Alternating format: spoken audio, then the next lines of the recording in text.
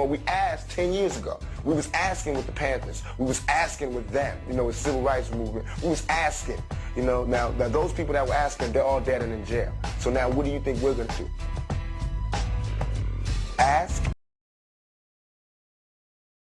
Richardson is making waves in the capital city. We want to do things differently here. She's a student at Southern University and a community activist. I am so passionate about making sure everybody is advocated for, regardless of what you look like, regardless of your disability, regardless of your financial circumstances, because everybody matters in this city. She grew up in the 70805 neighborhood and experienced firsthand some of the disparities many communities in our area face. I'm really just proud of them as high school students because I remember when I was 16 and I organized Alton Sterling's march that we had the same results. Students were able to collectively organize and create something that mattered, that was successful, that was peaceful, that changed Baton Rouge for the better. So right now we just really want to uplift these demands that we have. We want to make sure that moving forward, people support our black businesses and people support this community and that we hold our politicians accountable. Myra Richardson, Baton Rouge, Louisiana. I grew up in 70805. That's where I grew up and I spent some of my primary years. But at the end of the day, the difference between their life experience and mine is that we don't have the same structure. Louisiana operates in a different way than it says. There's one way on paper that says we're all equal and we all have the same rights, but that's not true. There's a obvious Mason-Dixon line that separates what opportunities that you have. And all of us, we're basically trapped in cracked pavement and we're not allowed to see anything better than that. Parker will go to college and have her kids, and she will have, my daughter's name has nothing to do up in here. Now, you can stay on the topic, but don't bring her up again or you'll be escorted out. We're talking about the future. We're talking about Brave.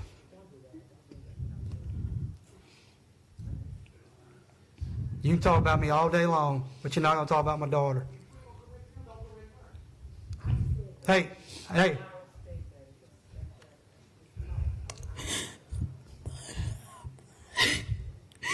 You ain't shit. Get her out, please.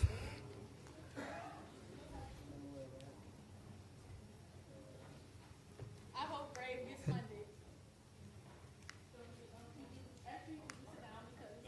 No. Wilson, tell him I can sit down. Take her. Escort her out. If you are in your office. I think going through and experiencing those things, it gave me empathy to really and truly care about those around me and to care for my neighbors and to care about uplifting disenfranchised communities. She's also very passionate about equality. When we make Baton Rouge marketable, it takes diversity, it takes representation. I would love to see diversity and representation be a goal of a lot of these large organizations and businesses. Do you feel that peaceful protests are more powerful than what's going on in other I think every demonstration matters. I think that their feelings are valid, and I think there are so many ways to do it. I don't think we can tell people how to do it, and I think that we as Baton Rouge, we can only speak for ourselves and set the tone for what we want to do here and what our community has gone through. We have been through a tremendous amount of hurt from police shootings, from police brutality, from all of these different things, so it all matters. I'm pretty sure I haven't seen that many 18-year-olds in this room, which is kind of sad because that means we're not civically engaged. And to the republic for which it stands, one nation, under God, indivisible, with liberty and justice for all. But I think the worst part of that is, why would you want to be? When I sit here, and I don't really want to get on the bandwagon and blame you all in here specifically right now, because there are higher powers that we have to hold responsible as well, even though you all, play a role as well, because you each as a body, can do something about it, but you're not, because, you want to get reelected or you want to move to higher places, and I totally understand that, but I guess there's some morality we must look at. So as we talk about how we move our community forward and having conversations, what do you see for the future of Baton Rouge with you seeing how audacious our young activists have been? And I know you're also proud of them because you've spoken to me after every march and made sure that we were all fine. But how do we start to eliminate those silos through conversations? And how do we, move Baton Rouge forward collectively? I think that it's so much about collaboration right now instead of competition.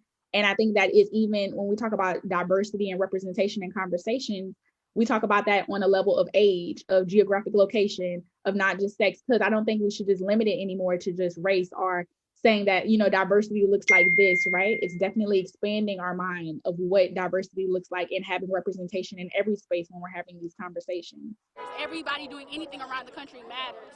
I think the greatest form of being patriotic is to seek what they fought for initially, is freedom, truth, tolerance, the ability to see the perfection and the beauty of those things are what patriotism means. To question the status quo and what we see every day and say, no, that's not right. There's room for growth. There's more we can do. Standing in this room, one of the most depressing rooms to probably be in the city right now, this is growing pains. These are necessary conversations to progress our city. If we talk about legacy, Louisiana has several legacies. Right now, we continue the legacy of being in healthcare, number 47, education, number 49, the economy, number 44, opportunity, number 50, infrastructure, number 44, crime and corrections, number 48, fiscal stability, number 48, quality of life, number 42.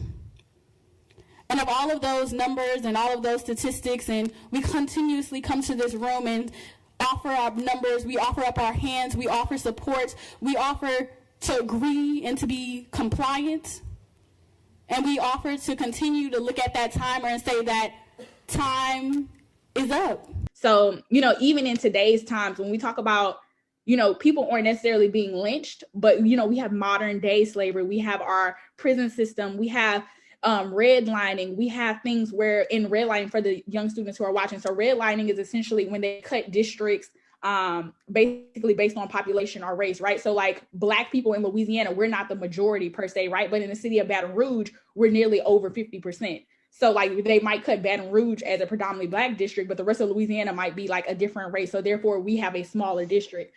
So, there are systemic ways in we're being oppressed, and there's systemic issue that I am fighting against. So of course, if you're fighting against a system, they're going to bring down the entire power of a system versus me just fighting one person. So I think that it's never about, I don't necessarily allow the risk to stop me from doing my work, because my work isn't about me, right? Like I do everything that I do. I believe that the seed that you plant today, you shouldn't see your full tree tomorrow, right? I believe that anything that I do today is for my grandchildren. Like my grandchildren, they should only be worried about like climate change. That's it. College should be free already. Food access and equity should be solved, and they should be worried about climate change. That's how I feel. She's been stepping up and calling for change in the wake of George Floyd's death. She helped lead and organize 2 peaceful protests here in Baton Rouge. How do you relate to people who may not understand Black Lives Matter, but why do our lives matter in this instance, and how do we move the city forward? So I think it was understanding collectivity, it was understanding collaboration, and if you're basing those 2 things, anything is possible. Wilson. We're talking about Alton Sterling. Right, okay. Alton Sterling, okay. And how we don't have transparency. But that's what this entire city needs, is transparency. So one more time, back to you, Mr. Wilson. We're not talking about me. We're talking about Alton Sterling. Okay. But Mr. Wilson, one more time, you, Myra Richardson, we have tried to talk about this occasion on numerous. If you look on the paper, it said it was diverted twice. Twice. He lost his life only once. You only live once. I only have one life. You do too. But word on the street is... I'm going to ask you one more time to please stay on the subject, or you can sit down. Are they gonna carry us out again? Yeah, you could please sit down when we go to the next speaker. Okay, anyways, back to the topic. So you as our Meriton Pro sat here. I actually also think one of our action steps is that we should get a new Meriton Pro. I think that'd be a great idea. Moreover, one that doesn't sleep with our, what's her, city council parish lawyer. Tell you, please take her out. Oops. We We want you to support black businesses at supportblack.biz. Businesses can register, and we need business. That's what we need you to tell people, and to vote on July 11th. That's what we need. Thank you. Thank you so much.